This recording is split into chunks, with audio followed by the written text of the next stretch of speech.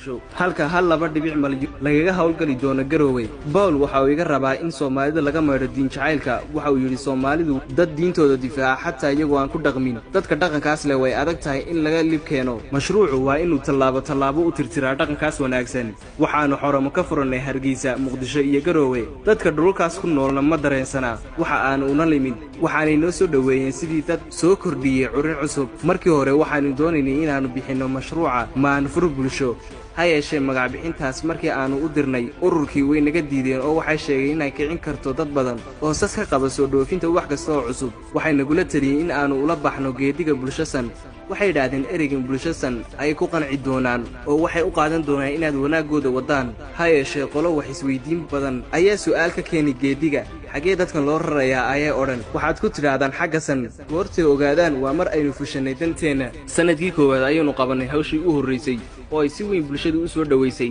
lacagta waxaa loo soo mariyay hay'adaha qaramada midoobay iyo kuwa caalamiga ah waxay doonayaan in bulshada loo sii bisleeyo siday u aqbali lahaayeen khaniisnimada qoomuluudka lixaadka iyo dhaqan kasta oo bidix Soomaalidu se dhaqamada bidix ma aqbali karaan oo dil bay ka xigaan kaas ayaa la rabaa in la ogoleysiiyo oo ay caadi u arkaan mar baan isiri weydii madaxdii aad u shaqaynaysay su'aal ahayd miyaa Soomaalida lala ganacsan karin iyadoo la bedelin dhaqankooda ma weydiin mar dambe ayaan ogaaday in ay qayb ka tahay nidaamkooda meel lama maalgeliyaan ilaa ay dhaqan dooriyaan waxaan hoos nafta ugu sheegay malaha Shiinaha ayaa ku wandhaama Shiinuhu maalgelinta uu bixinayo shuruudo dhaqan kuma xidho xagga dhismaha kaabayaasha dhaqaale iyaga uga wanaagsan Afrika marka reer galbeedka la gabarbar dhigo Shiinuhu hal in ayuu leeyahay taas oo ah inaanu lahayn awood ciidan oo ku difaaci karo danihiisa iyo danaha dawladaha soo dhaweysta London ayaan u sii dhaafay oo ku sii qaatay bil nasasho ah